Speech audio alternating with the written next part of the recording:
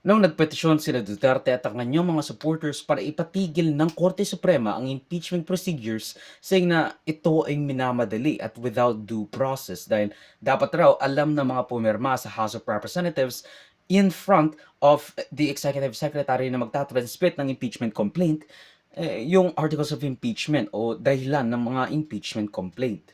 Which is quite interesting dahil if we think about it, Duterte packed the Supreme Court. Pero, I don't think they'll honor it just because it's Duterte. They're better than that. I really believe that we have reached the point of no return. They are really going after me. At gusto talaga nila akong tanggalin sa posisyon. I will not answer a question na si Bons Magsupol ang nagsabi na there is a violation of the JMC.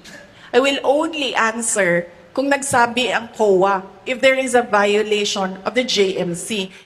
Naglabas rin ng full preliminary timeline si Senate President Jesus Escudero para sa impeachment that stretches the meaning of forthwith way too much.